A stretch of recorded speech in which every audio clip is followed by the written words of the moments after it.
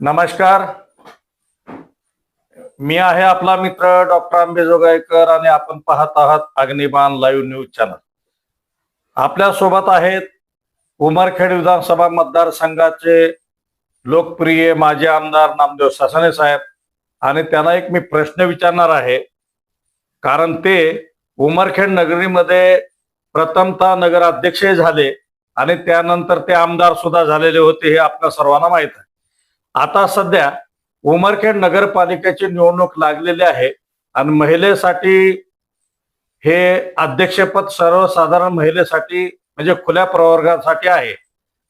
तरी सुद्धा एक नेते म्हणून आणि उमरखेडचे माजी आमदार ह्या नात्याने त्यांना मी प्रश्न विचारणार आहे की आमच्या भाभी साहेब म्हणजे त्यांच्या पत्नी ज्या सक्रिय कार्यकर्ता आहेत भाजपच्या आणि त्या उमरखेडच्या नगरपालिका निवडणुकीमध्ये त्यांना अध्यक्षपदाचे उमेदवार म्हणून पार्टी त्यांना घोषित करणार का आणि तुमची सुद्धा तशी इच्छा आहे का, याबद्दल आपण त्यांना काही प्रश्न विचारतो. नमस्कार आमदार साहेब. नमस्कार. तर आमच्या वहिनी साहेबाला म्हणजे सौभाग्यवती सासणे मॅडमला तुम्ही नगराध्यक्षाचा उमेदवार म्हणून तुमची इच्छा आहे का, किंवा पार्टी तुम्हाला तसं म्हणजे उमेदवारी घोषित करू शकते का, काय म्हणाल याबद्दल? मुळात ही जी निवडणूक आहे ही निवडणूक आहे कार्यकर्त्यांची.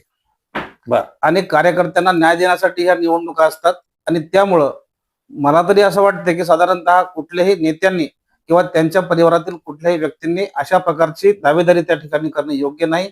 त्यामुळं कार्यकर्त्यांना त्या ठिकाणी न्याय मिळणार नाही. त्यामुळं ही निवडणूक कार्यकर्त्याची आहे. कार्यकर्त्याप्रमाणेच आणि कार्यकर्त्यातूनच ह्या सगळ्या गोष्टीसाठी त्या ठिकाणी उमेदवार त्या ठिकाणी समोर करावा आणि तोच आमचा या ठिकाणी पूर्ण प्रयत्न आहे. नाही, पार्टीनं जर समजा उमेदवारी देण्याचं ठरवलं तर तुमची काय राहील भूमिका?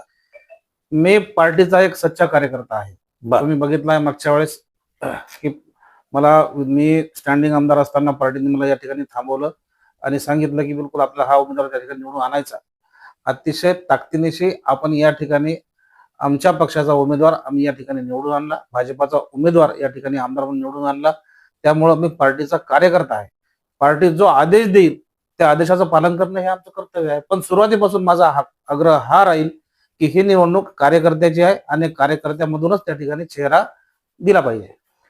तर हे होते उमरखेडचे माजी आमदार नामदेव सासणे साहेब आणि त्यांनी उमेदवारीबद्दल नकारही दिला नाही आणि होकारही दिला नाही. फक्त त्यांचं एवढंच म्हणणं आहे की पार्टी जो आदेश देईल त्या आदेशाचं आम्ही पालन करणारे कार्यकर्ते आहोत.